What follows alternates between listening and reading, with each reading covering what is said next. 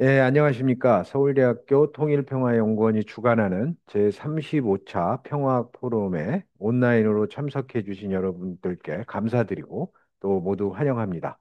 저는 오늘 사회를 맡은 서울대학교 농경제사학부의 임정빈입니다. 오늘 제35차 평화포럼에서는 이미 공지된 대로 서울대학교의 농림생물자원학부의 김도순 교수님을 모시고 북한의 농업 및 식량 현황이라는 주제로 강연을 진행하고자 합니다. 지난 34차에서는 북한의 영양 문제를 다뤘는데요. 영양의 가장 핵심적인 것이 바로 먹거리, 식량과 농업 문제입니다. 그래서 굉장히 그 긴밀하게 연구의 관계도 있고 오늘 발표가 굉장히 의미가 있는 것 같습니다. 그럼 우선 김 교수님의 주제 강연에 앞서서 오늘 발표해 주실 우리 김도순 교수님을 소개해 드리도록 하겠습니다. 워낙 그 양력이 많으셔서 소개해 드릴 게 많지만 좀 간략하게 주요 사항에 대해서 소개해 드리도록 하겠습니다. 우선 우리 김도순 교수님께서는 서울대학교 농업생명과학대학 지금은 이제 작물생명과학인데 과거에는 이제 농학과라 그래서요. 우리 농생대 1번 학과입니다. 그래서 1번 학과에 학사와 석사를 하신 후에 영국 브리스톨 대학교에서 잡초과학으로 박사를 하셨습니다. 그리고 현재 그 서울대학교 농업생명과학대학 농림생물자원학부 교수님이시고 특히 우리 서울대학에 평의원회라고 있습니다. 학교 내에 이제 국회와 같은 기구의 의장 역할을 하시고는 아주 중요한 분이십니다. 그다음에 이제 대외 활동도 열심히 하시는데요. 특히 우리 농촌진흥청의 정책자체평가위원도 역임하고 계시고 현재 학회 활동으로는 한국영상식물학회 회장님과 또 세계잡초학회 회장님을 역임하고 계십니다. 그러면 이제 시간을 좀 줄이기 위해서 그럼 뭐 다 뭐 동영상으로 참석하고 계시기 때문에 뭐 박수는 칠 수 없지만 하여튼 마음으로 열렬히 환영하면서 우리 김도순 교수님의 발표를 청해 듣도록 하겠습니다. 한 50분가량 발표가 있을 예정입니다. 네, 예, 소개 감사합니다. 예, 지금 방금 소개받은 서울대학교 농림생물자원학부 김도순입니다. 많은 분들이 참석한 자리에서 북한의 그 농업 및 식량 현황에 대해서 보고를 드릴 수 있게 돼서 영광스럽게 생각합니다. 오늘 제가 이제 말씀드릴 내용은 크게 세 가지 파트로 그 주제로 나눠서 좀 발표를 드리고자 합니다. 제 첫 번째, 북한의 농업 및 식량 현황이 어떤지, 특히 이제 최종적으로 북한의 식량 사정이 어떤지 좀 알아보도록 하고요. 두 번째로는 북한의 식량 문제의 원인 분석을 좀 해보고자 합니다. 음, 여러 가지 이제 지리적 또는 기술적 뭐 또는 인프라 측면에서 원인 분석을 하고 마지막으로 북한의 식량 문제를 이제 해결할 수 있는 어떤 방안에 대해서 그동안에 이제 저희도 이제 연구를 해 왔었던 이런 재배적 해결 방안에 대해서 같이 한번 논의를 해보고 또 그동안에 있었던 남부 농업 협력에 대한 사업, 그다음에 이제 미래적인 어떤 남부 농업 협력 방안에 대해서 같이 알아보는 그런 시간을 갖도록 하겠습니다. 첫 번째로 북한의 농업 및 식량 현황에서 이제 북한의 농업 현황을 좀 상세히 알아보도록 하겠습니다. 북한의 경지 면적은 사실은 이제 가용한 면적을 대부분의 이제 작물 경작지로 활용하고 있습니다. 그래서 논면적은 이제 남한의 0.7배, 반면적은 1.8배로 전체적으로 보면은 한국 남한보다는 한 1.6배 넓은 면적을 갖고 있습니다. 특이하게도 밭이 훨씬 넓다는 것은 아마 여러분들 잘 아시겠지만 북한이 이제 그 위도도 높고 또 상대적으로 서해안 지역의 저지대가 상대적으로 많지 않기 때문에 논보다는 밭의 면적 비중이 높다 이렇게 보시면 되겠습니다. 그리고 특히 보시는 것처럼 대부분의 그 가용한 면적을 재배하고 있다. 그러니까 남한의 경우는 가용한 경지 면적에 비해서 재배 면적이 적은 데 비해서 북한의 경우는 이제 상당히 많은 면적을 작물을 재배하고 있다. 이렇게 보시면 되겠습니다. 지금 보시면 이제 아까도 말씀드린 대로 남한 대비 북한의 농경지는 이제 남한 한 1.62배 해서 어 뭐 남한보다 넓죠. 그리고 이제 구체적으로 그 가운데서 식량 작물을 재배하는 면적을 보게 되면 한 190만 헥타르 정도에서 재배가 되는데 가장 많이 재배되는 것이 옥수수입니다. 거의 40%에 달하는 면적이 옥수수를 재배하고 있고 그 다음이 벼. 그다음에 우리가 그 구황작물이라고 하는 감자와 고구마가 거의 한 18% 재배되고 밀보리, 콩, 뭐 이렇게 기타 잡곡들이 재배되고 있습니다. 상대적으로 한국 그 남한에서 재배되는 면적이 한 지금 이제 89만 헥타르밖에 안 되니까 북한에서 그 식량작물을 생산하기 위해서 2배 이상 재배가 되고 있다. 어, 이걸 통해서 북한에서 뭐 면적 대비로 보면 식량 생산량이 좀 많겠구나라는 것을 이제 나름대로 가지고 추정을 했습니다. 북한의 이제 그 평야지대를 보면은요, 지금 그, 막, 이게 표시된 그 지도를 좀 보시면, 어, 북한에서 또 남한의 경우는 주로 이제 대부분의 평야지대가 서해안에 위치하고 있습니다. 가장 위에 있는 김포 평야로부터 저 남쪽의 나주 평야, 그다음에 그 김해 쪽에 있는 김해 평야 등 주로 이제 서해안과 이제 남해안 쪽 바다를 연하고 있는 지역 쪽에 이제 저지대가 형성되어 있기 때문에 주로 평야가 여기에 있고요. 반대로 이제 북한의 경우는 일부는 이제 또 황해도를 중심으로 해서 서해안 지역도 있지만 또 이제 함흥이라든지 또는 수송평야 같이 좀 더 동쪽 지역에도 좀 넓은 면적의 평야지를 갖고 있는데 실제 면적으로 보면 실제로 남한과 북한의 평야지대 면적은 거의 대동소이하다. 이제 이 얘기는 결국은 상당히 많은 그 북한의 경우는 면적이 넓지만 산악 지역에 또 상당히 많은 면적이 분포하고 있겠구나라는 것을 나름대로 추정해 볼 수 있을 것 같습니다. 북한의 농업 환경을 보면 사실은 북한은 상대적으로 산들이 많이 있습니다. 특히 이제 그 북한의 북쪽을 보면 상당히 지대가 높은 지역이죠. 면적 대비 실제로 농사를 지을 수 있는 작물을 재배할 수 있는 가용한 면적이 좀 적을 수 있을 거라고 추정할 수 있습니다. 산맥이나 또는 고도나 경사도를 봤을 때 특히 이제 경사도가 높게 분포되어 있다는 것을 우리가 볼 수가 있습니다.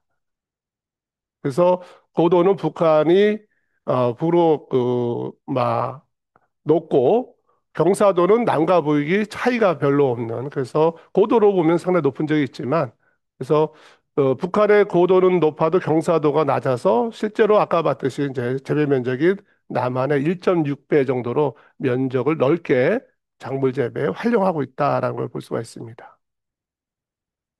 그렇지만 이제 그 기후적으로 보면 북한은 이제 고도가 높은 데 위치하다 보니까 많은 지역의 연평균 기온이 2.4도에서 11.3도로 아주 남한보다는 평균 기온이 낮고요. 평균 기온이 낮다는 얘기는 실제로 작물을 재배할 수 있는 기간, 그러니까 서리가 내리지 않는 작물을 재배할 수 있는 그 기간이 짧다라는 것을 의미합니다.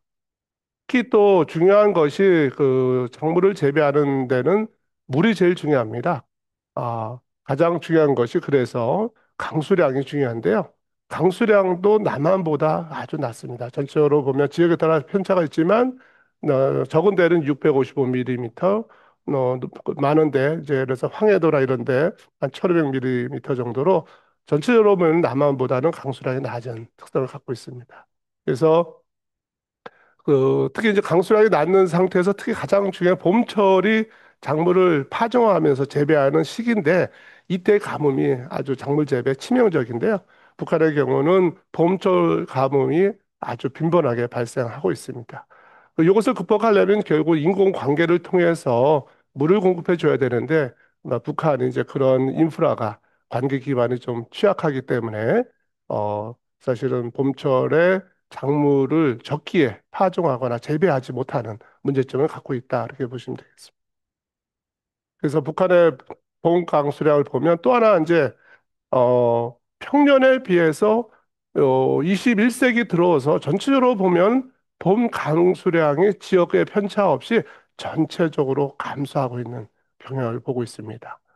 그래서 황해북도, 황해남도, 평양 남북도를 다 보시더라도 특히 2001년보다는 2017년이 더 봄 강수량이 줄어든 걸 볼 수 있습니다. 특히 황해남도 같은 경우는 뭐 100mm 약간 넘는 정도, 한 120mm 정도밖에 안 오기 때문에 실제 작물을 적기에 파종한다 하더라도 물이 부족하기 때문에 제대로 출하하지 않아서 임모가 안 돼서 실제 초기에 생육을 확보 못해서 뭐 제대로 생산을 확보할 수 없는 그런 위기에 많이 노출되어 있는 걸로 볼 수 있습니다.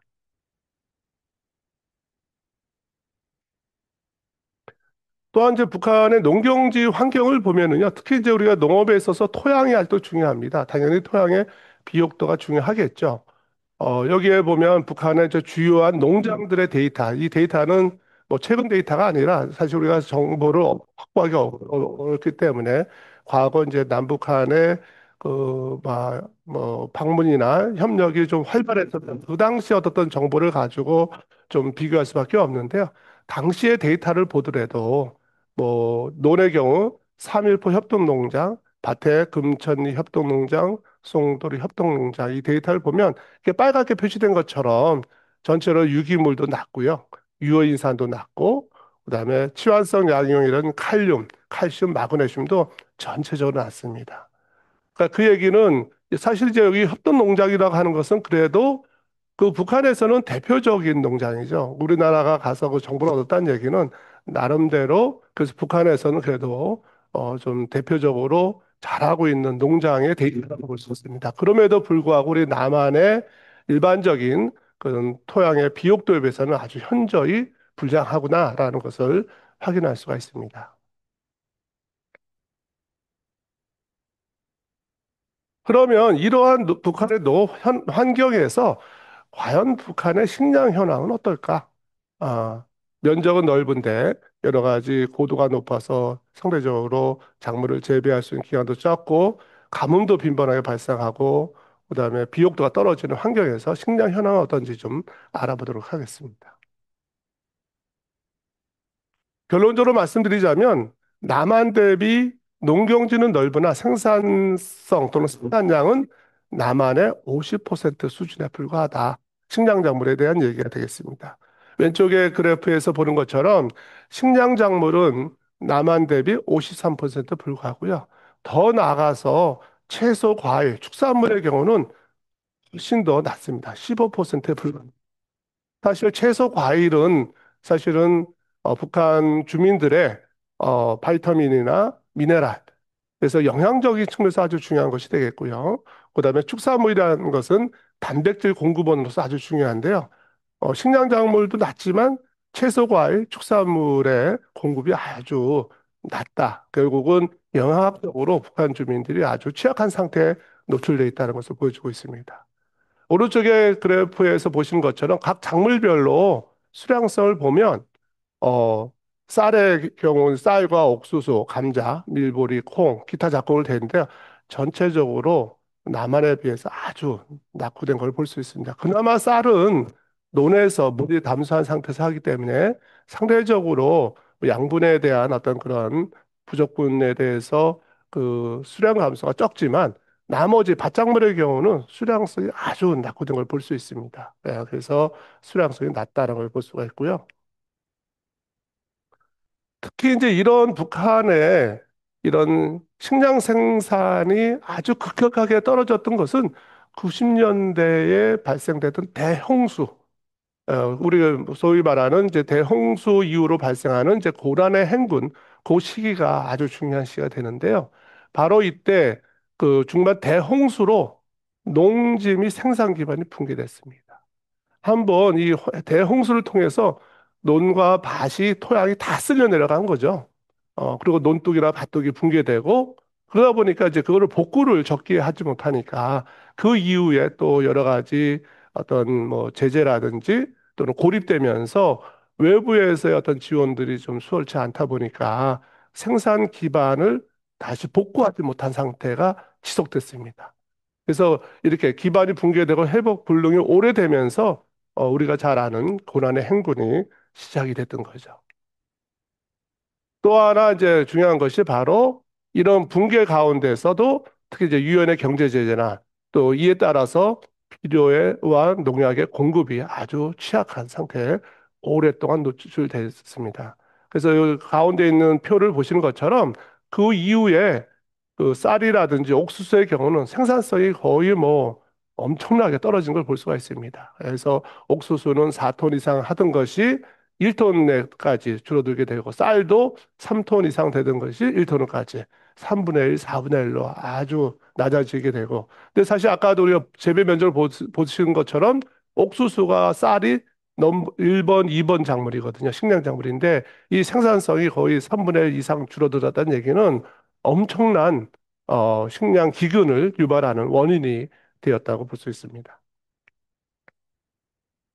그래서 이 이후에 이제 만석적으로 특히 이제 그 이후에 21세기 들어서도 여전히 그걸 회복하지 못하고 아주 낮은 생산성을 계속 유지하고 있으니까 결국은 만성적인 회복 불능 상태에 오랫동안 노출돼 있다 이렇게 보시면 되겠습니다. 그래서 전체로 보면 여기 식량작물의 생산성을 보면 보통 남한의 경우는 헥타르당 한 거의 5톤 정도가 생산되는데 북한은 한 2.5톤밖에 안 되니까 거의 뭐 반밖에 생산을 못하는 거죠.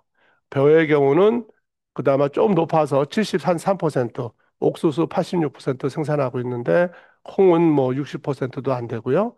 맥류 같은 경우는 30% 수준에 불과할 정도로 전체적으로 생산성이 아주 낮은 상태를 유지하고 있습니다.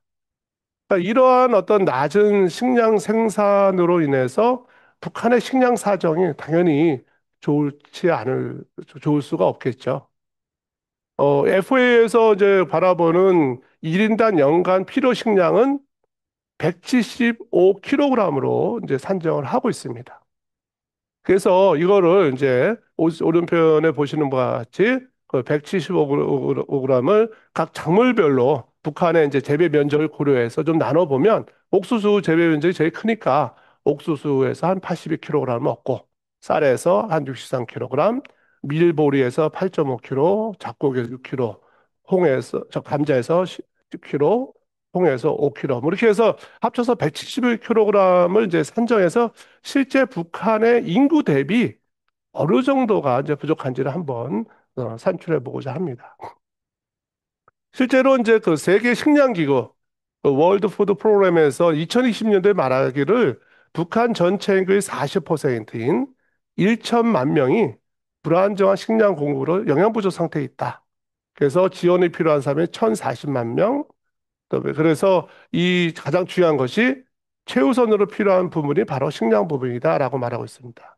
그 원인으로서는 반복적 자연재해, 농작물 생산량 부족, 식량 접근의 어려움 이것이 결국은 북한이 거의 40%에 달하는 인구 1,000만 명이 아주 식량이 부족한 기근 상태에 있다라고 이제 얘기를 하고 있습니다. 그래서 아까 우리가 말씀드렸던 175kg을 기준으로 해서 북한 인구를 이제 2023년도 인구를 2,641만 명이 되는데요. 이것을 계산을 해보면 대략적으로 곱해보면 462만 톤 정도의 식량이 필요합니다. 그래서 이거를 뭐 2023년도 그 기준으로 해서 2024년도를 보면 한 462만 톤 이상의 식량이 필요하다라고 우리가 산술적으로 계산을 해볼 수가 있습니다. 실제 이제 2023년도 북한의 식량 작물 생산 추정치를 보시면 이 자료를 보고 판단해 보면 농촌진흥청에서 제공한 자료를 보면 2024년도 북한에는 478만 톤의 식량이 생산되고 있다라고 알려져 있습니다. 그러면 실제로 생산에 필요한 것이 462만 톤인데 실제로 생산 추정치는 478만 톤이다. 그러면 식량이 충분하지 않나? 라고 여러분들이 생각할 수 있을 것 같습니다. 그런데요, 생산량 478만 톤이 온전하게 사실은 다 사용할 수 있는 게 아닙니다. 그중에 상당수는 축산에 이용한 사료 곡물로 소요되는 것이 한 16만 톤이 필요하고요. 그다음에 종자 생산, 올해 생산된 것 중에 상당수는 다시 내년도 작물 재배를 위해서 저장해서 사용해야 되거든요. 그것이 한 21만 톤에 해당합니다. 또 하나 수확 후 이제 저장하는 과정에서 뭐 쥐가 먹거나 아니면 자연적으로 이게 붕괴가 일어나거나 병이 걸리거나 등등 해서 대략적으로 한 100만 톤 정도가 손실이 발생합니다. 그래서 이걸 합쳐보면 143만 톤 정도가 추가적으로 필요하다고 볼 수 있는 것이죠. 근데 실제로 생산되는 것은 478만 톤이니까 거기에서 143만 톤을 빼버리면 결국 남는 거는 334만 5천 톤밖에 안 됩니다. 그러니까 필요한 462만 톤인데 가용한 식량은 결국은 335만 톤이다. 산술적으로 127만 톤이 부족하다. 이렇게 말할 수가 있는 거죠. 그래서 실질적으로 단순하게 아까 172kg 곱하기 북한의 인구로 계산되는 걸로가 아니라 아까 의회에서 봤던 이렇게 뭐 사료 공급 소요량이나 종자 소요량 또는 손실량까지 추정해서 이거를 합쳐가지고 판단했다 그러면 600만 톤 이상의 식량이 필요한 것이죠. 그러다 보니까 북한을 이제 18년 연속으로 외부 식량 지원이 필요한 국가로 FAO에서는 지정을 하고 있을 정도로 북한에서는 장기적인 식량 부족 상태에 놓이게 되어 있습니다. 북한의 또 하나는 이제 결국은 이렇게 부족한 식량을 좀 보충하기 위해서 할 수 있는 것 중에 하나는 수입을 하거나 또는 지원을 받으면 되겠죠. 근데 실질적으로 수입량도 많지는 않습니다. 그래서 식량 수입 한 계획적으로 보면 20만 톤, 외국 식량 지원이 사실은 여러 가지 유엔 제재로 인해서 원활하지 않습니다. 또 남한에서도 지원하는 물량이 거의 없다시피 하다 보니까 실제로 지원받는 게 2만 톤밖에 안 되기 때문에 결국은 아까 127만 톤 부족한에서 이 그 추가적으로 확보하는 20만 톤을 빼면 여전히 105만 톤 정도가 식량의 절대 부족이 있다. 이렇게 보시면 됩니다. 그 단순하게 이것을 좀 계산해 보면 1인당 175kg 부족한 것을 175kg을 가지고 105만 톤을 계산해 보면 600만 명이 아무것도 먹을 수 없는 상태에 있다는 것이죠. 그렇다고 해서 뭐 600만 명이 100% 아무것도 안 먹고 버티는 게 아니라 사실은 모든 국민이 북한 주민들이 부족한 상태에서 있다 보니까 아까 봤던 1,000만 명 이상이 여전히 부족한 식량 상태에서 영양 실조라든지 어려움에 존재한다 이렇게 볼 수 있습니다. 국내 이제 이건 제가 이제 그 계산을 이제 이렇게 했던 건데 실제로 한국개발연구원에서도 보면 과거 자료를 보면 식량 부족이 연간 143만 톤이라고 추정을 하고 있습니다. 그래서 실제 북한에서는 이제 춘궁기라고 아마 우리나라에서는 아마 이런 얘기하면 아주 뭐 어느 시대 얘기냐 70년대 60년대 얘기를 하는 걸로 할 텐데요. 과거에 70년대면 춘궁기라 해서 봄이 되면 그동안에 있었던 쌀을 다 먹어서 또 저장해 있었던 쌀이나 고구마나 뭐 밀보리가 또는 뭐 수수나 이걸 다 먹으니까 먹을 게 없어서 봄이 되면 이제 춘궁기 도달한다 이런 얘기를 아마 들었는데 아마 여러분들 아마 그런 얘기는 아마 이제 거의 요새는 들어볼 수 없는 상황이죠. 근데 북한에서는 여전히 이 춘궁기가 있습니다. 그래서 봄이 되면 식량 가격이 급등을 합니다. 우리나라도 과거에 봄이 되면 가격이 급등했던 현상이 있었습니다. 70년대 그와 똑같이 북한에서 식량 가격이 급등하는 현상이 있고요. 그래서 최근에는 이제 코로나 때보다 더 힘들다 하는 아우성이 데일리 NK에서 노스코리아 그다음에 자율 뭐 이런 데서 나오고 있습니다. 그래서 뭐 이거는 이제 뭐 금년도 얘기는 아니지만 작년에 북한 주민들이 제2의 고란의 행군을 겪고 있다라고 말할 정도로 아주 어려운 상황에 있는 것은 자명한 사실인 것 같습니다.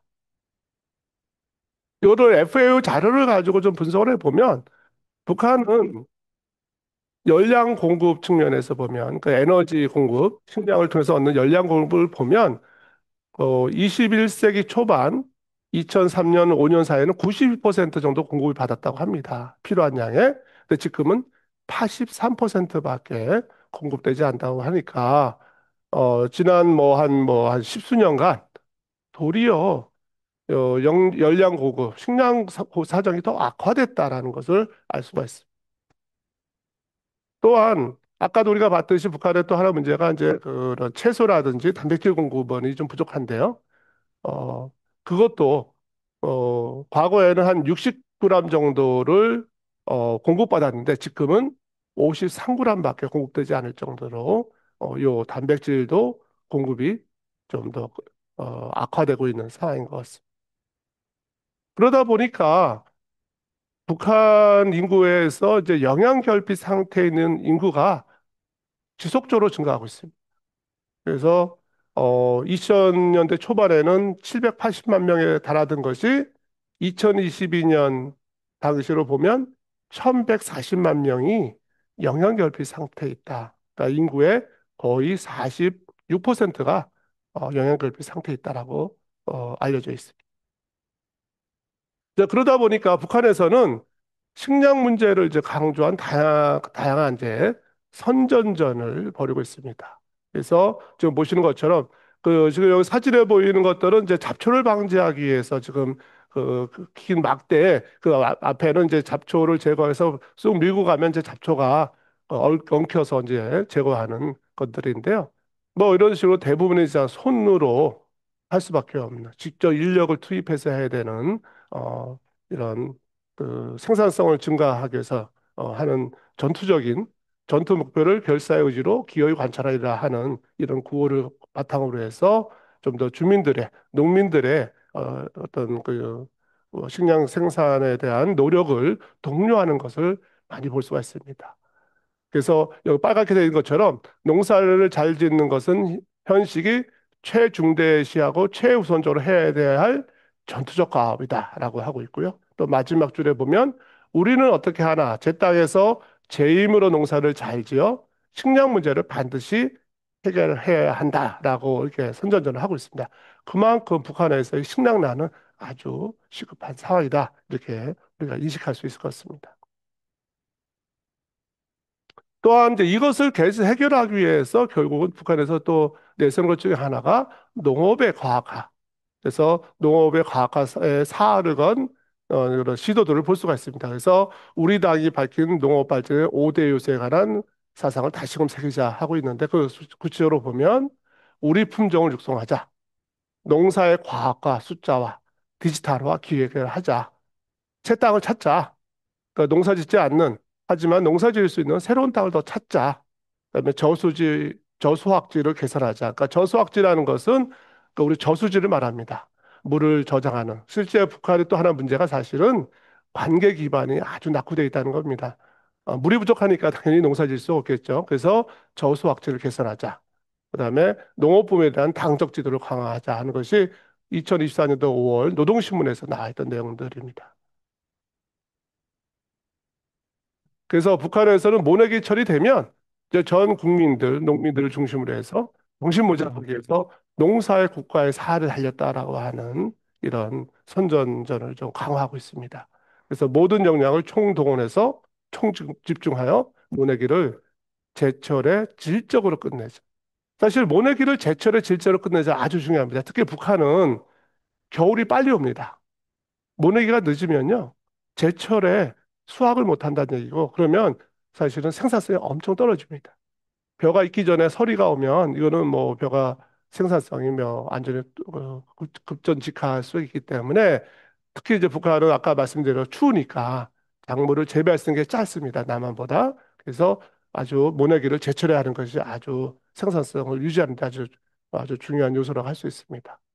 그래서 그 다음에 보면은 농사를 잘 짓는 것이 우리 국가의 조롱과 발전, 자신의 운명과 혁명의 장래가 달리 사활적 문제다. 이렇게 얘기를 하고 있습니다. 그러니까 결국은 농사라는 것이 국가의 어떤 존폐와도 관련돼 있고 또 자신의 운명, 말하자면 북한 주민 개개인의 운명과도 관련돼 있다라고 말할 정도로 아주 중요한 이슈인 것 같습니다. 그러면 이 북한의 식량 문제의 원인은 무엇일까 한번 좀 보도록 하겠습니다. 면적도 넓죠. 그리고 이렇게 정부가 나서서 식량 생산을 아주 국가의 가장 중요한 사업으로 열심히 노력함에도 불구하고 여전히 이렇게 해결되지 않는 북한의 식량 문제는 어디에서 비롯되는 것인가 한번 좀 볼 필요가 있을 것 같습니다. 그걸 좀 정리하면 크게 네 가지로 한번 정리해 볼 수가 있습니다. 첫 번째, 불량한 지리적 환경 요인이라고 볼 수 있습니다. 그러니까 결국 이 지리 환경적 요인이라는 것은 뭐 북한이 바꿀 수가 없죠. 뭐 고위도에 존재하니까 저온이고 짧은 세균 기간, 그래서 서리가 없는 무상 기간이 짧고 그러다 보니까 작물 세균도 불량하다는 거고요. 두 번째로 자연적으로 강수량이 낮고 또 그럼에도 불구하고 또 한여름에는 비가 너무 많이 오는 거죠. 집중하고 오다 보니까 가뭄과 홍수 피해가 증가하고 있다. 사실 아이러니죠. 가뭄과 홍수가 동시에 발생한다는 것은 사실은 심각한 상황인 거죠. 또 하나 낮은 토양 비옥도는 특히 이제 북한에는 이제 그 경사지가 높은 산에까지 밭을 만들어서 작물을 재배하다 보니까 토양 유실 문제가 지속적으로 발생하고 있습니다. 그러다 보니 토양 비옥도는 계속 나빠지고 있죠. 그러다 보니까 작물 생육이나 생산성이 계속 저하되는 이 악순환이 있고요. 그 악순환의 고리를 아직 끊지 못하다 보니까 아주 좀 어려운 것 같습니다. 특히 이제 이 낙후된 농업 생산 기반은 바로 당장 해결할 수 없는 또 북한이 처하고 있는 아주 심각한 현실인데요. 가장 대표적으로 농자재가 부족합니다. 비료를 생산할 수 있는 공장이 있는데 비료의 생산에 필요한 원료를 수급할 수가 없습니다. 그러다 보니까 비료를 생산하는데 어려움이 있고요. 뭐 당연히 농약 생산 기반은 취약하고 뭐 그렇고요. 농기계나 또는 우리가 이제 뭐 그 멀칭 재배를 하는 비닐 같은 경우도 부족하다 보니까 여러 가지 생산 기반이 취약하고요. 아까도 말씀드린 이제 그 강수량이 적기 때문에 인공관계가 필수인데 그 저수지라든지 또는 관계 기반이 아주 미비돼서 제때에 관계를 못해서 작물 재배나 또는 시기를 놓치거나 또는 생산성을 유지하지 못하는 게 있고요.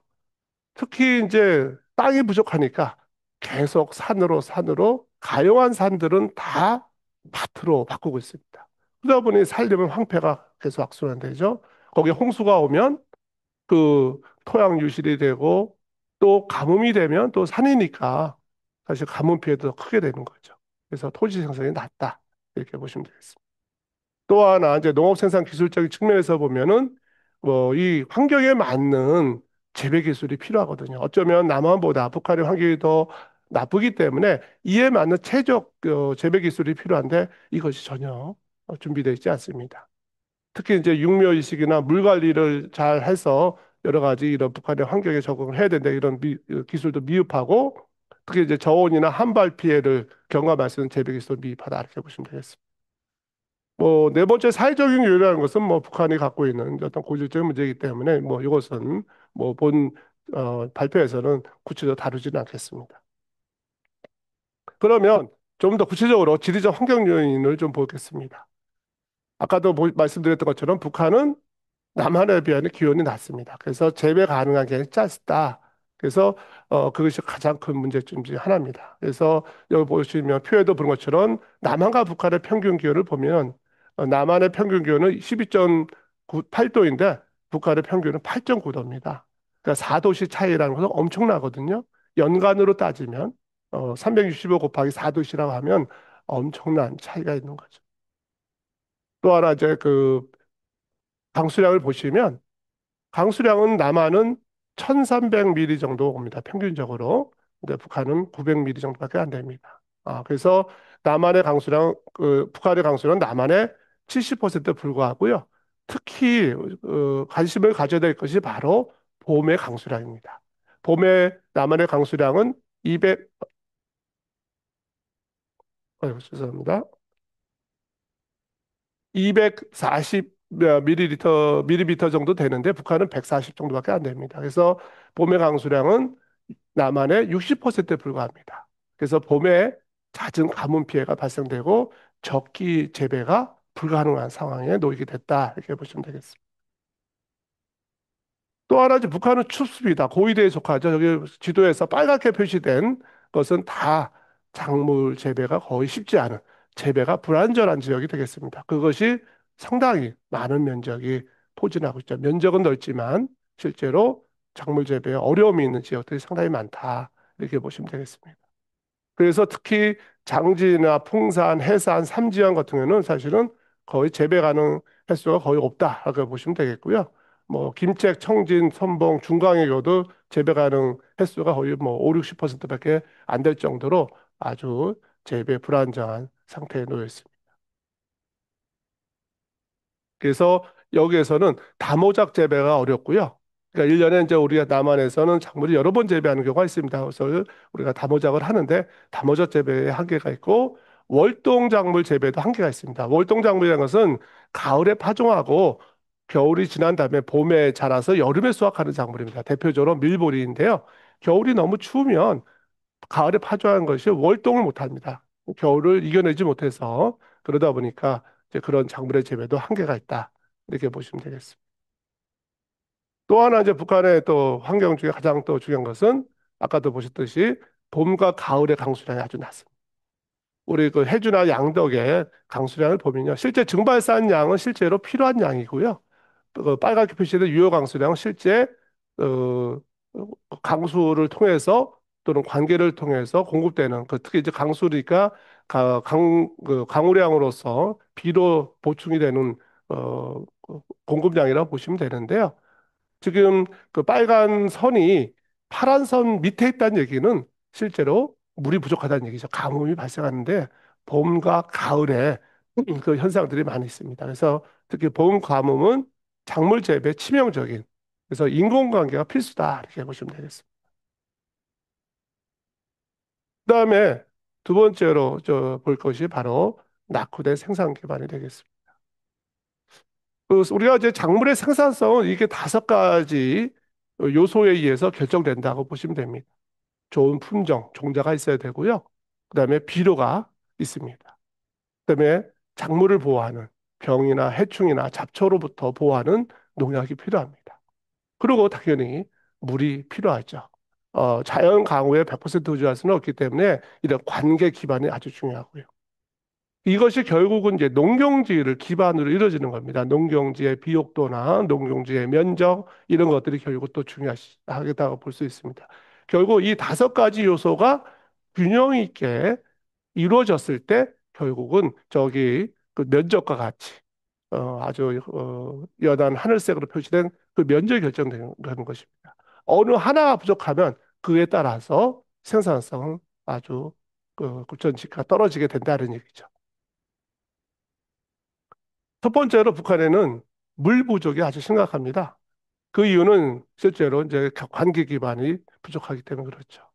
북한에서 필요한 이제 농업용수는 보통 북한의 농업용수 연간 뭐 상당히 많은 면적량이 필요한데요. 뭐 대표적으로 지표수가 한 98% 차지하고 지하수가 아주 일부를 차지하고 있습니다. 그러다 보니까 지금 오른쪽에 보신 것처럼 물을 관계할 수 있는 그런 인프라가 안 됐습니다. 수로도 없고 저수도 부족하고 저수 용량도 부족하죠. 그다음에 물을 공급할 수 있는 수로가 제대로 안 돼 있으니까 그 물지개를 가지고 물을 날라서 관계를 해야 되는 이런 일들이 북한에서 발생하는 거죠. 그래서 실제로 북한의 이제 저수 용량을 보시면 지금 보시는 것처럼 그 목표 대비 계속 줄어들고 있습니다. 실제로 필요한 양 대비 저수 용량은 계속 줄어들고 있고, 지금 뭐 2010년도를 보더라도 목표 대비 낮지만 전체적인 저수 용량 자체가 낮아졌습니다. 그러니까 2012년도에는 막 상당히 높은 막 35억 톤 정도의 어떤 저수 용량이 갖고 있었는데 그게 이제 어떤 기반이 붕괴되면서 이제 점점 줄어들었죠. 그러면서 이제 그러다 보니까 이제 목표량도 줄였습니다. 근데 뭐 여전히 그 목표량도 달성을 못하는 거죠. 실제는 이거보다 더 많은 물들이 필요함에도 불구하고 저수 용량은 점점 감소하고 있다. 이렇게 보시면 되겠습니다. 그러니까 물이 부족하니까 사실은 작물의 어떤 생산성을 증가할 수가 없는 거죠. 그래서 물은 절대적으로 농업 생산이 중요하고요. 그 다음에 또 중요한 것이 바로 화학 비료가 되겠습니다. 남한과 이제 북한을 보면은요, 남한의 생산 능력이나 생산량은 좀 뭐 충분히 자체 그 수요를 다 충당하고 해외 수출할 정도로 아주 충분한 상태에 있습니다. 그런데 북한은 실제로 생산 능력은 뭐 남한보다 뭐 낮지만 아주 낮다고 볼 수는 없습니다. 물론 이제 면적 대비 보면은 좀 작다고 할 수 있지만 그래도 그런데 문제가 생산량. 그 생산 능력을 갖고 있는 공장을 갖고 있지만 가동률이 되게 낮습니다. 그 이유는 이제 뭐 이런 생산 설비들이 아주 오래전에 만들어진 생산 설비에다가 원료 수급이 안 되다 보니까 실제로 생산할 수 있는 양이 아주 낮은 거죠. 그러니까 이렇게 화학 비료의 그러니까 질소, 인산, 가리, 비료의 3요소 이 세 가지의 공급량이 떨어지니까 아무리 좋은 품종이 있어도 아무리 좋은 넓은 땅이 있어도 생산성을 유지하는 데는 불가능하죠. 이것을 대체하기 위해서 수입을 좀 일부 하고 있습니다. 지금 보시는 것처럼 2016년 18, 19, 20, 21까지 데이터를 보면 질소 비료, 뭐 인산, 칼륨인데 특히 이제 질소 비료를 많이 좀 이제 수입을 하고 있는데 실제로 보면 그렇게 2018년도를 빼고서는 양도 얼마 안 되지만 실제로 이게 어, 수입이 원활하지가 않습니다. 뭐 기타 이제 기타라고 하는 것은 일부 이제 지원을 받는 거죠. 주변 국가에서 지원을 받아서 오는 것들 하더라도 전체로 보면 절대적인 양 자체가 이런 이제 금액으로 표시할 수밖에 없었지만 양들이 적어서 뭐 실제로 북한에 필요한 화학비를 충분하게 공급하지 못하고 있다 이렇게 보시면 되겠습니다. 또 하나 이제 북한에서의 또 문제는 바로 농기계화율이 아주 낮습니다. 결국 축력에 의존하고 인력에 의존하고 있다. 그래서 왼쪽에 보이는 그좀 소로 이제 경운하고 있는 거죠. 예. 우리나라에서는 뭐 소위 말해서 뭐 좀 거의 보기 힘든 아마 저거를 보게 되면 이제 관광지에서 일종의 보여주기식으로 관광 상품으로 볼 수는 있지만 실제 우리 작물 경작하는 데 볼 수 없는 현상인데 북한에서는 여전히 소에 의존하거나 또 오른쪽에 보시는 것처럼 사람이 직접 모를 찌고 손으로 이양하는 이런 상황들이 지속적으로 되고 있습니다. 그러다 보니까 그나마 지금 이제 북한의 인력이 어느 정도는 좀 더 남한보다는 젊은 인력들이 좀 일정 부분을 차지하기 때문에 가능하지만 과연 이것이 지속 가능하겠는가? 그래서 실제로 보면 이 논으로 하는 손으로 하는 이 벼농사 같은 경우는 새벽부터 이제 거의 해가 질 무렵까지 이제 밭에서 논에서 일을 해야 되니까 상당히 어떤 주민들의 불만도 높다고 볼 수 있습니다. 이렇게 일을 하지만 또 영양 공급이 안 되니까 상당히 고난스러운 일이 되겠죠. 또 하나 이제 아까도 우리가 보면 한 100만 톤 정도가 수확 후 손실이 발생한다고 말씀을 드렸었을 겁니다. 사실은 이 생산도 과정도 중요하지만 수확하는 과정에서의 손실이 엄청납니다. 사실 우리나라 지금 보면 우리 시골에 가면 옛날에는 쥐와 참새들이 많았습니다. 왜냐하면 그 당시 오른쪽에 보던 모습이 우리나라 70년대에 벼 재배 수확하는 광경일 텐데요. 이렇게 하다 보면 곡물 나다 손실이 되게 많거든요. 그러니까 새들한테는 먹을 게 많죠. 참새들이나 쥐들한테는 먹을 게 많기 때문에 옛날에는 쥐와 참새가 엄청 많았습니다. 70년대. 근데 지금은 오른쪽에 왼쪽에 보시는 것처럼 남한에서는 저렇게 우리 컴바인 하베스터로 수확을 합니다. 저렇게 하면은요 나달 하나 떨어지지 않습니다. 저렇게 컴바인 하베스터로 수확을 하고 바로 포장을 해서 바로 이제 나오기 때문에 사실은 거의 그 낙곡이 발생하지 않는 그런 상태가 되는 거죠. 그러니까 우리 농촌에 가면 참새를 거의 보기가 쉽지 않습니다. 쥐들도 별로 없고요. 들쥐들도. 그만큼 이제 아주 수확을 완벽하게 해나가는데 북한은 저렇게 손으로 해서 말린 다음에 쌓아놓고 거기서 탈곡을 합니다. 그 오랜 과정 동안 이제 그 수확된 볕단들이 오랫동안 그 자연환경에 노출되다 보면 조수 피해도 많고요. 또 낙곡도 많이 발생하고 뭐 이러다 보니까 상당히 많은 수확 그 손실이 발생한다. 이게 볼 수 있습니다. 당연히 이제 이런 그 트랙터나 이런 공장 그 트랙터들이 있지만 이게 이제 생산과 또는 공급이 수월치도 않고요. 또는 트랙터가 있더라 하더라도 운영할 수 있는 그 기름이 있어야 되지 않습니까? 연료가 또 공급이 또 원활하지 않다 보니까 뭐 워낙 이제 이 트랙터나 이런 것이 농업생활 중요하니까 뭐 직접 이제 김정은이 현장 방문하면서 독려도 하지만 원활치 않은 것 같습니다. 또 하나 이제 생산 기반에서 또 하나 중요하게 볼 수 있는 게 바로 이 오른쪽 사진을 보시면 저 산의 맨 정상까지도 밭으로 개간한 걸 볼 수 있어요. 아주 경사가 급격한 어, 산인데요. 회령이나 특히 무산 같은 경우는 더 심각하게 높은 산인데도 정상까지 밭으로 개간해서 농사를 짓고 있습니다. 그러니까 산림을 다 황폐시킨 거죠. 또 연료가 부족하니까 나무를 다 잘라서 연료로 쓰고 화목으로 쓰고 거기를 이제 밭으로 개간하다 보니까 경사가 심하니까 토양 유실도 심해지고 토양이 유실되니까 지력이 저하되고 또 생산성이 저하되는 그런 악순환입니다. 왼쪽 하단의 그래프를 보시면 북한의 경사지 밭의 분포를 보시면 오른쪽 빨갛게 되어 있어서 그 박스 아래 보면 북한의 경우는요 아주 경사도가 심지어는 60도 이상이 되는 데에서도 밭이 만들어지는 걸 볼 수가 있습니다. 그만 이런 상태에서 면적은 넓은들 사실 이 상태에서 제대로 된 생산을 하기는 거의 불가능한 상황이라고 볼 수 있습니다. 또 하나 이제 마지막으로 우리가 볼 수 있는 게 바로 생산 기술적인 측면에서 한번 보도록 하겠습니다. 전반적인 어떤 북한의 작물 생산성들은 매우 낙후되어 있는데 그 이유 중에 하나는 이 재배 전 기간에서의 어떤 기술적인 미흡 때문에 그렇습니다. 육묘부터 일반 재배, 작물 보호, 수확 또는 유통 이런 과정에서 벼, 옥수수, 감자, 채소, 과수 모든 작물 분야에 있어서 남한의 50% 수준이라고 말하고 있습니다. 뭐 이게 육묘 이항 기술들이 있는데요. 이렇게 오른쪽에는 이제 남한의 현재입니다. 육묘도 이렇게 실내에서 대량 육묘를 하고요. 그것을 그 이항기가 아주 자동으로 다 이항을 하기 때문에 거의 우리나라 벼농사는 거의 100% 기계화에 도달할 정도라고 말할 정도로 상당히 발전되어 있는데 북한은 심지어는 이항도 이렇게 사람이 앉아서 쪼그려서 기계에 타고서 손으로 이렇게 해야 되는 거죠. 그러니까 제대로 된 기계 이항이 안 되는 거죠. 또 이제 관계나 작물 보호에 있어서도 이렇게 남한은 이제 점적 관계에서 물을 적게 쓰면서 효율성을 높이는 이런 점적 관계 이 시스템으로 작물을 재배하는 데 불과하고 하는데 북한의 경우는 왼쪽에 보신 것처럼 직접 이제 물통에 물찌개를 지어서 일일이 다리면서 하는 거죠. 그러니까 효율성도 떨어지고 엄청난 인력이 투입이 돼야 되는 거고요.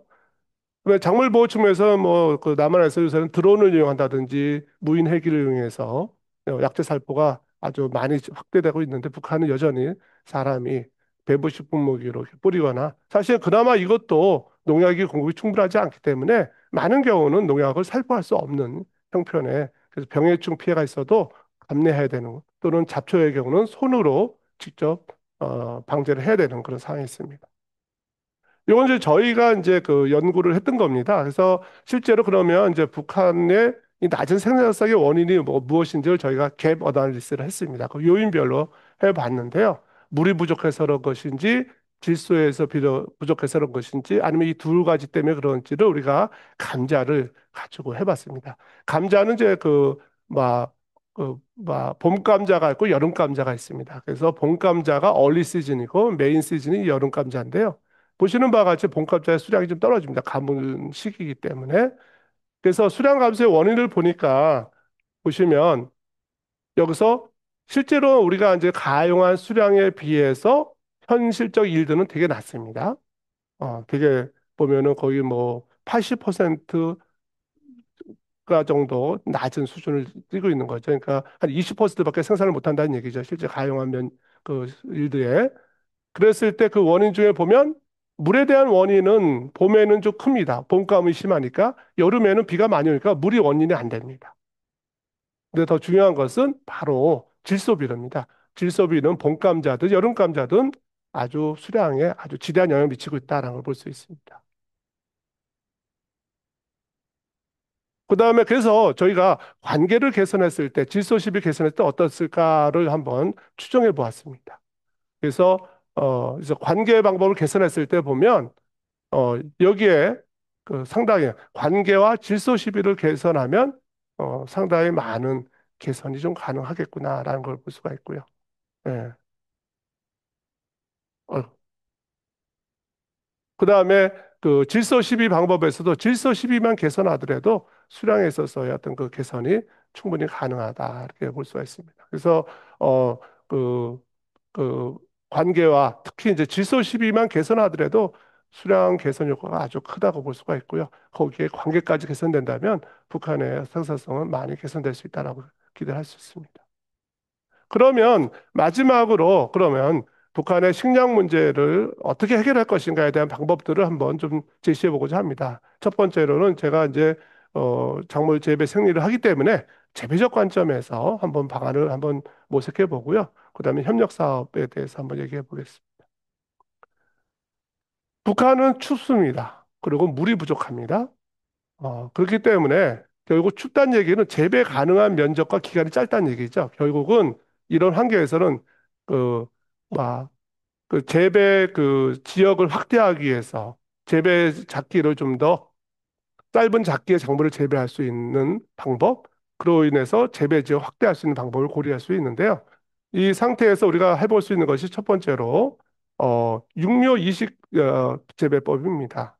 작물을 파종을 동자를 파종하는 것이 아니라 온실이나 이런 모판인 육묘포에서 작물을 그 초기 상태에 이제 그 유묘 상태로 키운 다음에 이양하게 되면 사실은 포장해서의 어떤 불량한 환경에 오랫동안 재배할 필요가 없게 되겠죠.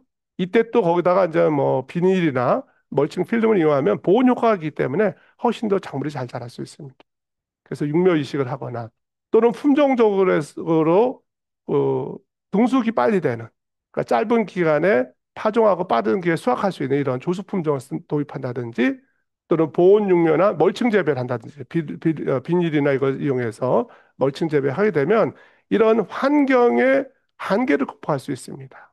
그러면 결국은 북한의 작물을 재배할 수 있는 가용 면적이 넓어지겠죠. 그래서 오른쪽에 있는 지도에서 보는 것처럼 화살표되어 있는 부분이 사실은 이런 걸 통해서 육묘이식, 조숙품종, 보온육묘라는 이런 재배 접근을 통해서 재배 지역을 할 수 있는 범위가 되겠습니다.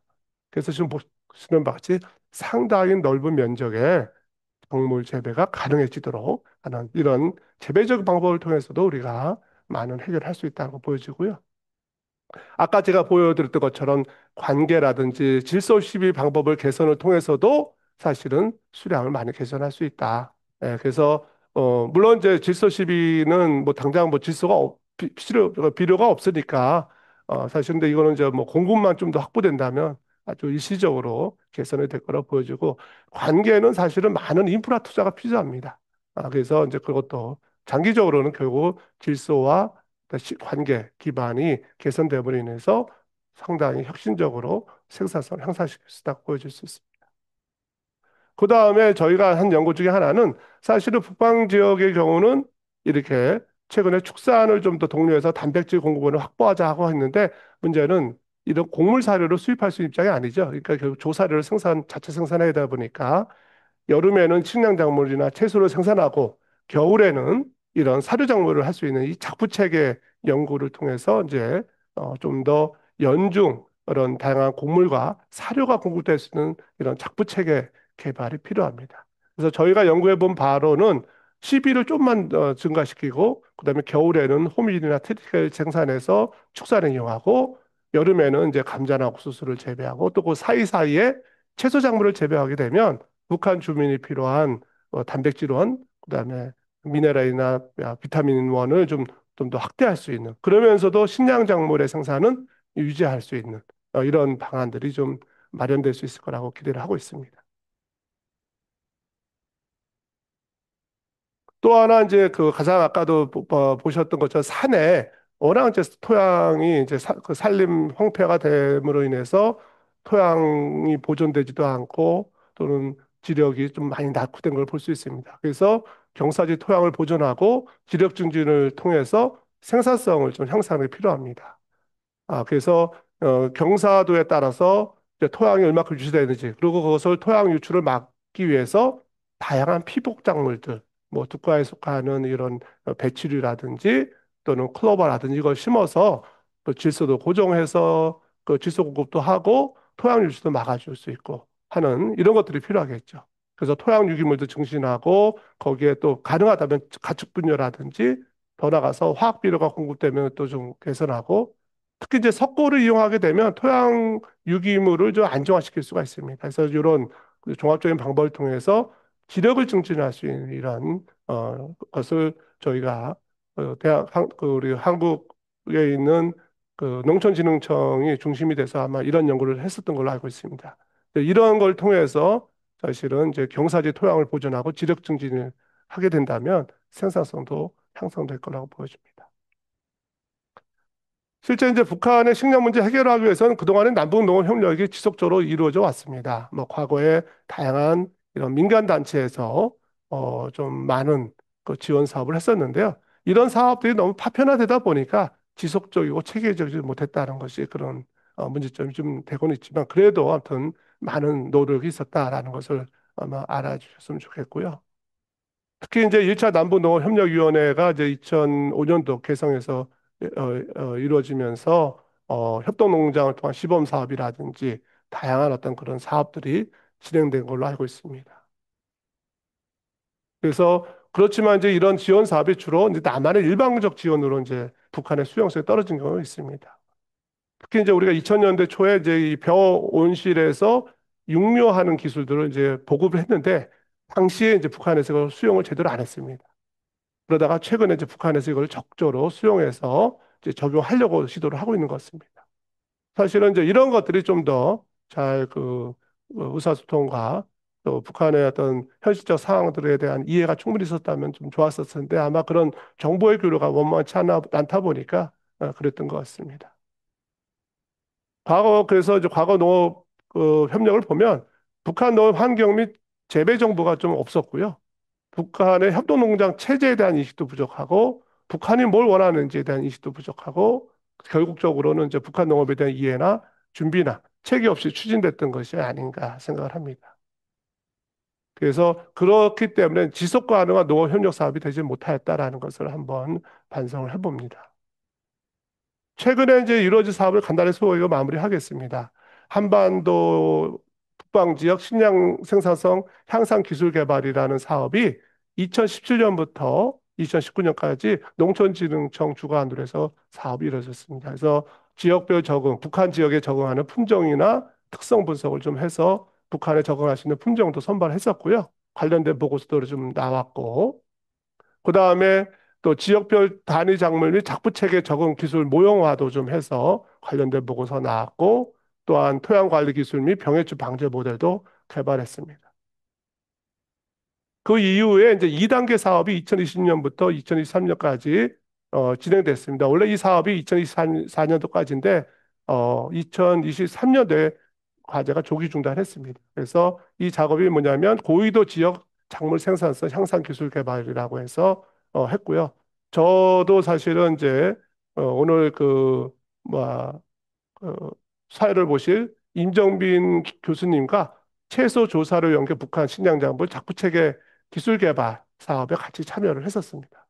근데 아쉽게도 좀 조기 중단해서 그 의미 있는 성과로 마무리되지 못했지만 그래도 그 4년간의 연구를 통해서 나름대로 또 우리가 또 발전할 수 있는 기반을 좀 다졌다고 자부해 봅니다. 그래서 여기에서는 뭐 이제 남북 농업 협력으로 북한의 작물 생산 환경을 좀 개선하고 식량 생산을 향상시켜 통일 비용을 좀 경감시켜 보자라는 나름대로의 어떤 목표를 갖고 지난 4년 동안 좀 해서 나름대로 좀 2025년도에 뭐 1조 5천억 이상의 어떤 경제적 가치를 좀 확보해 보자 했는데 이게 좀 조기 중단하면서 약간은 좀 마무리가 좀 흐지부지 된 것이 있어서 좀 이 사업들이 좀 지속적으로 또 유지되고 발전됐으면 하는 기대를 해봅니다. 그래서 결국은 이제 미래 남북농업 협력 방안이라고 하는 것은 결국은 북한이 필요할 때, 북한이 필요로 하는 적절한 품종과 선진화된 과학 기술을 효율적으로 이전해서 결국은 한반도 통일을 대비해야 된다. 특히 이제 농업의 통합이 필요하다라고 봅니다. 그래서 효율적이고 지속 가능한 남북 협력이 이루어졌으면 좋겠고요. 특히 이제 현장 교류 협력이나 또 과학기술 협력이나 학회, 심포지움 또는 모델 지역을 이용한 이제 기술 협력 또 통일 한반도를 대비한 농업 통합이 이루어지는 것이 필요할 것 같습니다. 그래서 그 평화 시대 이제 한반도 농업 통합 중장기 로드맵을 이것은 이제 그 한국농촌경제연구원에서 2023년도에 수립한 것이 되겠는데요.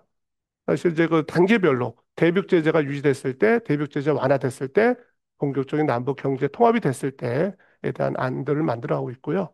마무리를 하자면 결국은 인도적인 민생 문제를 개선하고 농업 부분의 경제 협력을 활성화해서 농업 통합의 제도화를 하자는 것이 어, 본 협력 그 일종의 로드맵의 핵심이 되겠습니다. 특히 이제 남한의 식량안보 정책에서 우리 그 남한에서는 대한민국에서는 남한의 식량안보 정책에서 이제는 이제 앞으로 통일을 대비한 한반도 식량안보 정책으로의 확대할 필요가 있다라는 마지막 말씀을 드리면서 제 발표를 마무리하도록 하겠습니다. 예, 특히 이 자료를 만드는 데 있어서 허성기 교수님께서 많은 도움을 주셨습니다. 감사드리고요. 네, 이상 발표를 마치도록 하겠습니다. 예, 감사합니다. 예, 감사합니다. 뭐, 1시간 가까이 우리 김도순 교수님께서 북한의 농업 및 식량 상황에 대해서 또 그거를 해결하기 위한 뭐, 재배 해결 방안 또 남북한 간의 협력 방안에 대해서 아주 자세히 또 우리가 이해하기 쉽도록 아주 잘 설명해 주신 것 같습니다. 그리고 저는 뭐 들어보니까, 물론 뭐 지금 좀 이따가 우리가 질의 시간을 가질 건데요. 여기 그 채팅방에 질의하실 분들은 간략하게 질문서를 좀 올려주시면, 우리 발표하신 우리 김도순 교수님께 또, 더 좋은 말씀을 듣는 기회를 갖도록 하겠습니다. 뭐 다 들으셔서 아시겠지만 하여튼 오늘 김두순 교수님께서는 하여튼 북한의 농업 및 식량 현황을 아주 잘 설명해 주시면서 우리보다 농경지 면적은 크지만 여러 가지 이유로 인해서 크게는 보니까 지리 환경적 요인이 좀 불리하고요. 농업 생산을 위해서 또 낙후된 식량 생산 기반 또 낮은 농업 생산 기술 물론 그래서 북한도 뭐 과학 영농 뭐 이런 걸 강조하고 있다는 걸 알 수가 있었고요. 그래서 이러한 그 크게는 이 세 가지 요인으로 인해서 만성적인 식량 부족 문제에 직면해 있다.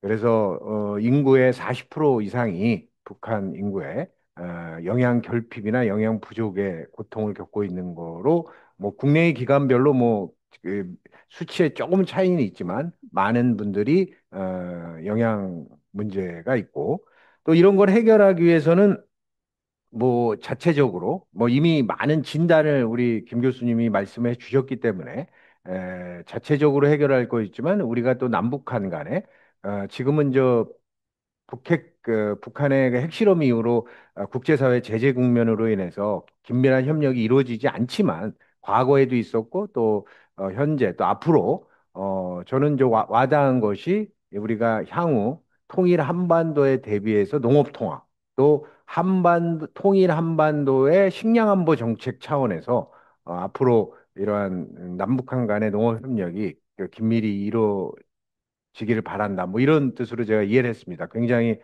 가슴에 와닿고 또 의미 있는 말씀이라고 생각이 됩니다. 그리고 저는 뭐 사회자로서 이런 생각이 듭니다. 북한과의 남북농업 협력은 어느 분야보다 쉽게 이루어질 수도 있고 또 앞으로 인도주의 측면에서도 성공 가능성이 높고 또 우리 남한이 지금까지의 경제개발 과정에서 사실 농업 생산성이 굉장히 높은 국가입니다. 그래서 그러한 기술들이 북한과 같이 접목이 된다면 성공 가능성이 높다. 특히 최근에 우리 기후변화로 인해서 이 자연재해, 또 농업재해가 커지는 상황에서는 사실 북한만 도와주는 게 아니라 우리 남한 측면에서도 서로 협력할 우호적인 분위기가 있고 또 이걸 근거로 해서 앞으로 통일 대비 농업 통합 또 한반도의 식량 안보와 관련된 정책으로 좀 격상하여 남북 농업 협력을 할 필요가 있다 이렇게 생각이 됩니다. 그러면 여기 몇 가지 질문이 있네요. 여기 있는 거가 있는데 어, 여기 보시면 첫 번째 했던 질문에 대해서 제가 설명을 드리면 김 교수님이 좀 전문가시니까 말씀해 주시면 좋겠는데요. 북한 식량 작물 생산량을 계산하실 때 사료 곡물량 아까 전체적으로 많은 것 같아요. 왜 모자르냐와 관련돼서 사료 곡물량, 종자 소요량, 또 수확 후 손실량 이런 그 계산을 하신 추정하신 거를 말씀해 주셨는데 그걸 어떻게 계산하셨는지 궁금하고 아니면 참고할 만한 자료가 있으면 추천 부탁드린다는 질문이 나왔네요. 그거 해보죠. 네네. 네. 우선 일반적으로 이제 그 뭐 사료 곡물량은 이제 정확한 산출을 하려면요. 북한이 갖고 있는 가축의 두수, 뭐 소라든지 돼지라든지 닭이라든지 이걸 정확한 정보가 있어야지 사실 정확한 추정이 가능합니다. 근데 사실은 이런 정보를 사실 북한 입장에서는 사실 전략적인 정보거든요. 이거는 음, 보안적인. 그래서 그런 정보를 얻을 수 없기 때문에 이제 사실은 뭐 이제 어느 정도 이제 그 추정한 값을 가지고 실제로 이제 각 두수별로 연간 소요되는 그 먹을 수 있는 곡물의 양들을 우선 산출할 수가 있습니다. 우리가 보통 축산을 할 때. 그래서 그런 걸 가지고 이제 산정을 하는데 사실 이거는 상당히 좀 낮게 본 겁니다. 실제로는 사실은 곡물의 그 사료용 곡물 수요는 엄청나거든요. 우리 남한에서도 우리가 이제 식량 곡물 사료 쪽에서 곡물을 엄청 수입하는데 옥수수의 상당수가 사료로 사용될 정도로. 근데 이제 그렇기 때문에 이제 그런 것을 고려해서 좀 추정을 한 거고요. 종자 소요량은 우리가 아까 재배 면적을 아까 작물별로 이제 아까 자료를 제공했기 때문에 보통 이제 단위 면적당 파종량이라는 게 있습니다. 각 작물별로. 그래서 그걸 가지고 계산하면 이제 그 소요량이 나올 수가 있고요. 수확후 손실도 사실은 이제 우리 과거에 보면은 이제 우리 사실 아까 보셨듯이 작물을 재배하는 그런 상황들 보면 우리나라 70년대와 같습니다. 그러니까 이제 70년대 초반이죠. 후반도 아니고 이제 그런 것들을 보고서 당시에 어떤 이런 로스, 그러니까 수확과 후에 이제 그 손실되는 그런 정보들을 바탕으로 해서 면적하고 하면 자연스럽게 이제 계산이 나온다 그렇게 보시면 되겠습니다. 하지만 이제 여전히 이 정보가 완벽하지는 않다고 봅니다. 왜냐하면 아까도 말씀드렸듯이 사료곡물 같은 경우도 실제로 가축 도수에 대한 정보가 정확하지도 않고 또 그렇기 때문에 앞으로 좀 더 이 정보가 좀 나아지면 정확한 산출을 좀 할 수 있을까 기대를 해봅니다. 예, 뭐 하여튼 북한과 관련된 연구를 할 때 가장 그 처음에 부딪히는 문제가 통계와 정보의 신뢰성 문제거든요. 그래서 사실 그 얘기를 해주신 것 같고요. 앞으로 상호 신뢰관계 또 이 특히 학자들 사이에서의 어떤 신뢰관계 속에 교류가 활성화되면 아마 이런 것들이 통계와 관련된 사실 통계와 정보가 좀 정확해야 또 진단도 정확하고 또 협력 방안도 더 나올 수 있는데 앞으로 그런 거와도 이게 연관이 되는 것 같습니다. 두 번째 질문은 이제 화학 비료에 대해서 김 교수님 말씀해 주셨잖아요. 그 네, 북한의 화학 비료 생산 능력에 네, 대해서 하셨는데, 근데 생산량과 달리 생산 능력은 정확히 무엇을 말하는 것인지 궁금합니다. 이런 질문을 네. 하셨어요. 예. 그러니까 생산량이라고 하는 것은 실제 생산되는 양을 말하는 거고요. 생산량은 생산 능력은 우리가 캐파라고 그러죠. 커패시티. 그러니까 실제로 이제 공장의 규모를 봤을 때 이것을 몇 톤을 생산할 수 있는 그런 우리가 이제 자동차 생산 캐파 했을 때 자동차 생산 가능 대수가 있지 않습니까? 뭐 10만 대를 생산해서 공장을 했는데 실제 생산되는 양은 뭐 5만 대만 생산할 수 있다. 이렇게 얘기를 하지 않습니까? 근데 실제로는 이제 공장의 규모는 그렇게 좀 300만 톤 이상 되는데 실제로는 이제 그렇게 생산을 못하고 상당히 미미한 양만 생산하고 있는 건데 그 이유 중에 하나는 공장 시설이 낙후돼서 공장은 있는데 실제로 상당수의 공장 생산 라인이 이제 제대로 가동되지 않는 경우도 있고요. 뭐 기계가 고장 났을 수도 있고요. 그다음에 또 공장은 잘 돌아가고 있는 그런 그 하드웨어를 갖고 있는데 거기에 원료를 이제 공급해야 되죠. 사실은 이제 어떤 비료의 원료원들의 상당수는 이제 석유에서 비롯되기 때문에 근데 석유 수급이 제대로 안 되면 그런 원료 수급을 생산할 수가 없거든요. 그래서 원료를 제대로 확보 못하니까 이제 그래서 실질적인 생산량은 아주 낮을 수밖에 없다 이렇게 보시면 되겠습니다. 예. 뭐 이해되셨으리라고 봅니다. 특히 그 아까 그 수입 관련 자료에도 보면은 그 북한의 대북 실험 이후에 북한이 원자재 조달에 문제가 있습니다. 그래서 아마도 지금 김도순 교수님께서 말씀해 주신 것처럼 생산 가동 능력은 크지만 실제 생산량이 작을 수 있는 건 가동률이 작은데 하여튼 뭐 이런 원자재 수급 이런 쪽에 비료를 생산하는 그런 측면에 의해서 생산량이 상대적으로 적게 나오는 게 아닌가 생각이 되고요. 그다음에 또 하나의 질문은 북한의 안전 재배 가능 지역은 어떻게 도출하셨는지 네, 궁금하다. 뭐 네, 이런 네. 질문이 있으죠. 예. 뭐, 그 안전 재배 가능에 대해서는 가장 중요한 것이 이제 온도 데이터입니다. 이제 온도는 사실은 뭐 위도와 고도에 따라 달라지죠. 그러니까 높은 위도로 가면 이제 추워지고 또 고도가 높아지면 그 경사 그 우리 산으로 올라가면 올라갈수록 이제 해발 고도가 높아지면 온도가 낮아지기 때문에 실제 이제 북한의 이제 지리적인 환경, 이제 그 여러 가지 환경을 고려하고 각 지역의 이제 그 온도 정보를 근데 모든 정보를 사실은 북한에서 제공하지는 않습니다. 그래서 국제사회에서 제공하는 정보라든지 또는 여러 가지 추정을 통해서 각 지역에 대한 이제 정보를 가지고 실제로 이제 우리가 작물을 재배하는 우리가 무상 기간이라는 걸 산출하거든요.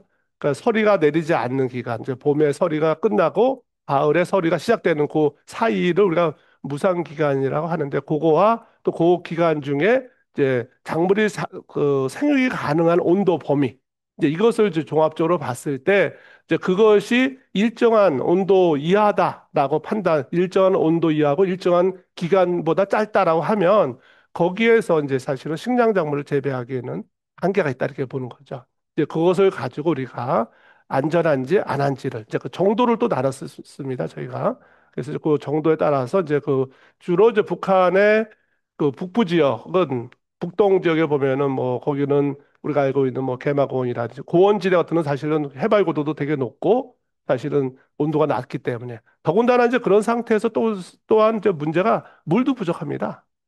그래서 인공관계 하기도 어려운 상태이다 보니까 더 악화된 상황이라고 볼 수 있습니다. 그래서 그걸 가지고 이제 판단해서 나름대로 이제 추정한 지역이다고 보시면 되겠습니다.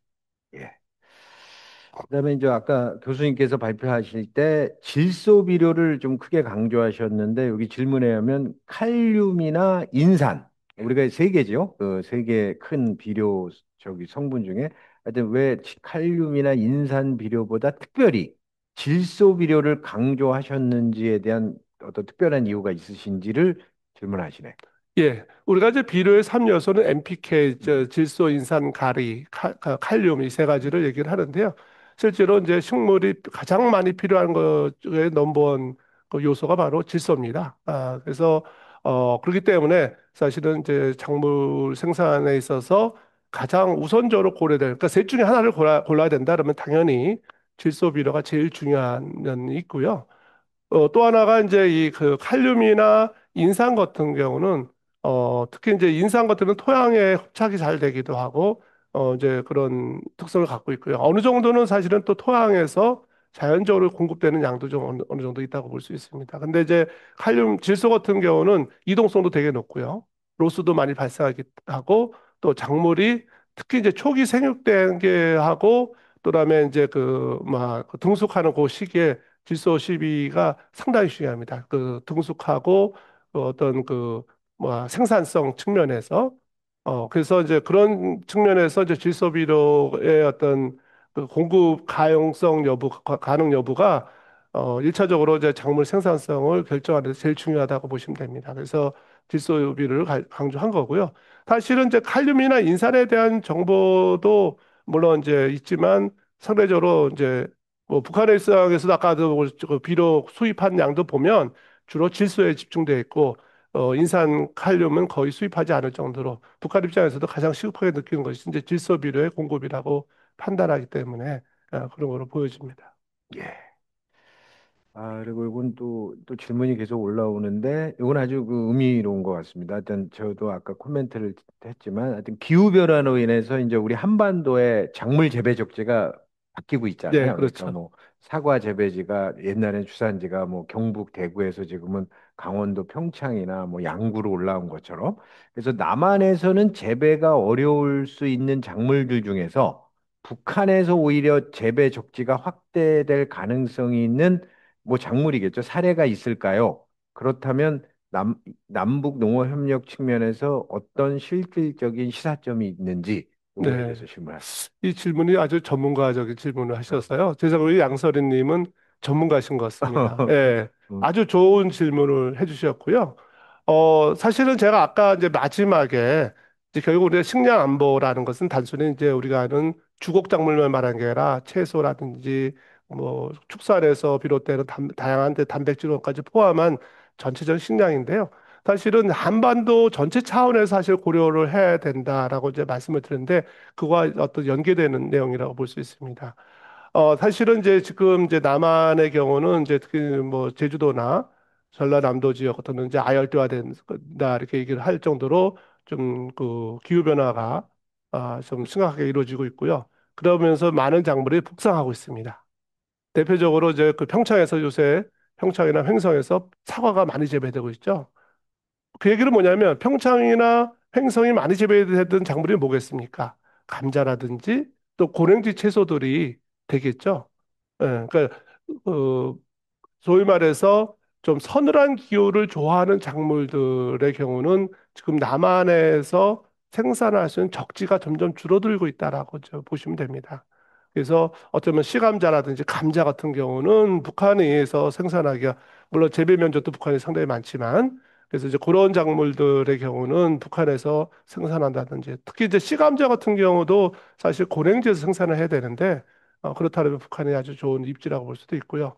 또는 우리가 이제 보는 이제 그 채소 작물 중에서도 우리가 김장 채소에 쓰는 배추라든지 무라든지 이런 것들 그렇다면 이제 여름에 북한에서 생산한다 그랬을 때는 훨씬 더 안정적으로 우리가 특히 여름만 되면은 배추값이 급등해서 아주 뭐 전 국민들이 허리띠를 졸라매질 정도로 배추가 비싸지 않습니까? 그래서 그런 거와 같이 이제 좀 북한이 사실은 더 좀 그 기후가 북상하면서 북한에서 재배하는 것이 유리한 작물들이 많이 있습니다. 그래서 어떻게 보면 이제 한반도 식량안보 정책이라는 것은 북한과 남한의 전체 기후대를 분석하고 어떻게 보면 이제 북한은 북한에 맞는 작물을 생산하고 남한은 남한의 작물, 지역별로 특화된 작물을 생산해서 우리 한반도라는 큰 테리토리 내에서의 식량의 안정적 공급 시스템을 구축하는 거.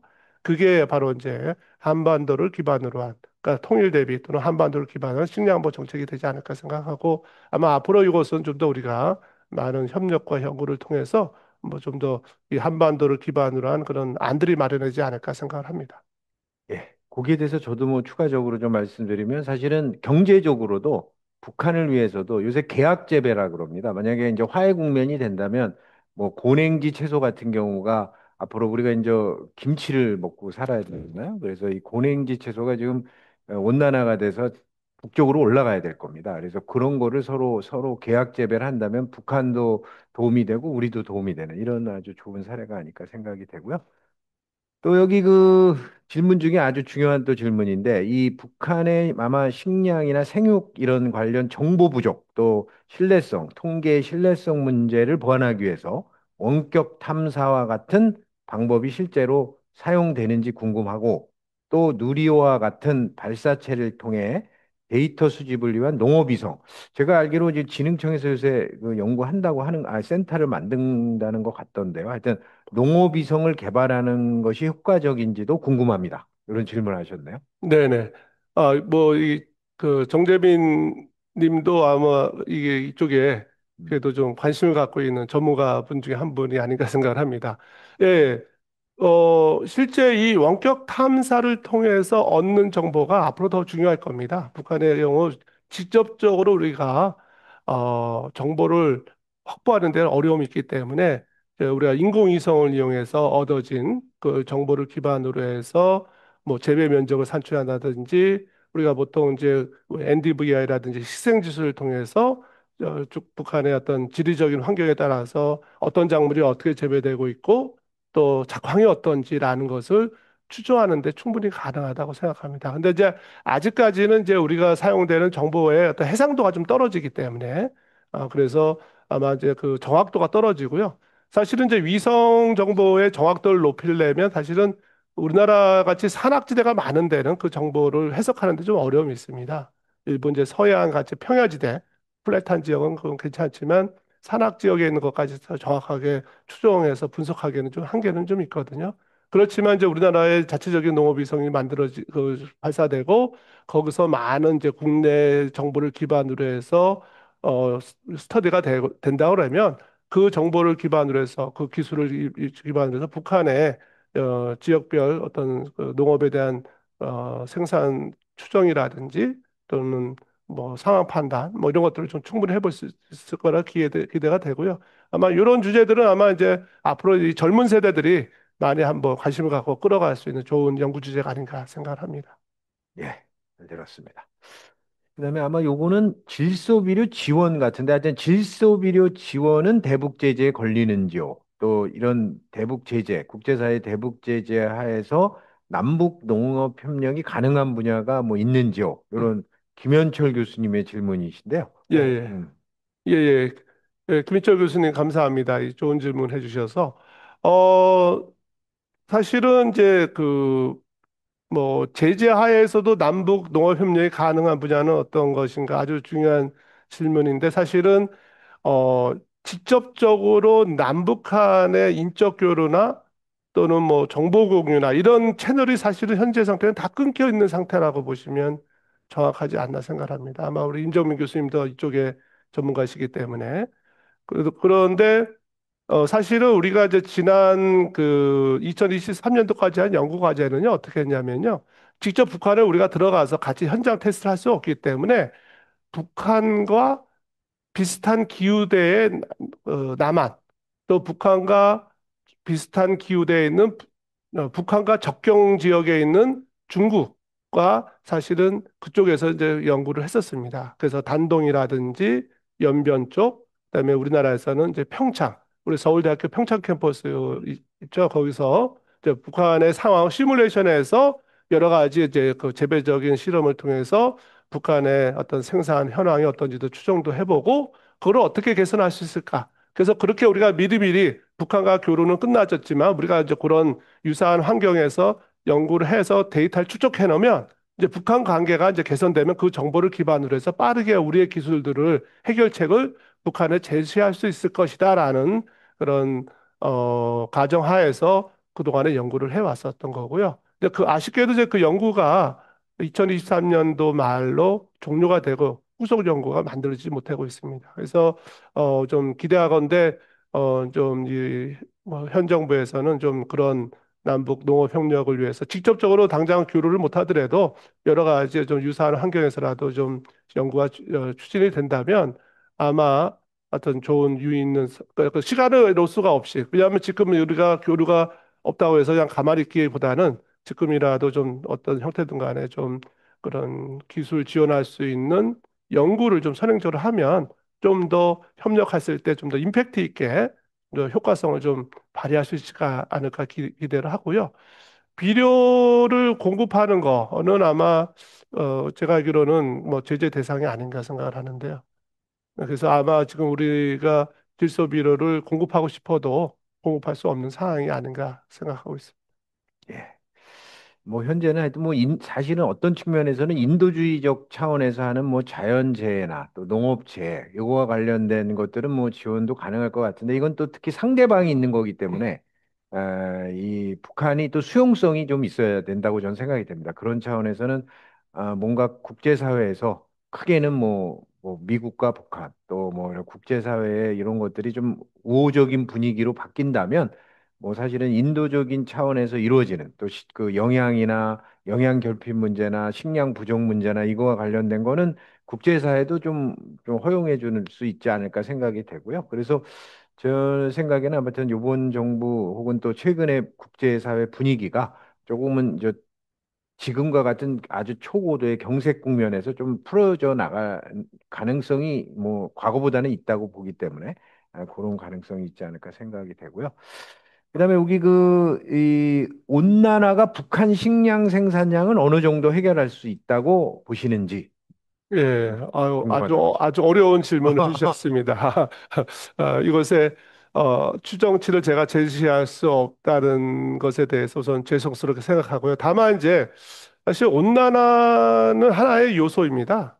예, 그래서 뭐 사실은 온난화와 물과의 관계가 사실 중요합니다. 예, 그러니까 그러니까 온도가 상승하면 아까 우리 북한이 좀 온도가 좀 낮으니까 상대적으로 온도가 높아지면 재배 가능 면적이 늘어날 것이다 하는 생각을 할 수 있습니다. 당연히 이제 그거는 어느 정도 가능할 거라고 보여지고 지역에 따라서는 온난화로 인해서 나름대로 어떤 생산성에서 어느 정도 또는 작물의 어떤 변화 이런 것들이 좀 개선이 될 거라고 보여지는데요.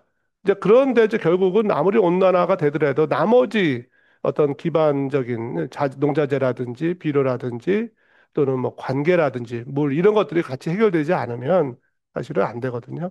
특히 이제 온난화가 많은 경우는 가뭄을 동반하는 경우가 많습니다. 그러니까 물이 같이 공급돼서 물이 강수량이 증가하면서 온난화가 되면 작물 입장에서는 되게 유리할 수가 있는데요. 이게 이제 도리어 이제 가뭄으로 연계됐을 때는 더 심각해지는 거죠. 차라리 추운 상태에서 물이 없으면 차라리 건들 수가 있는데 온도는 높아졌는데 물이 부족하다. 그러면 더 힘들지 않습니까?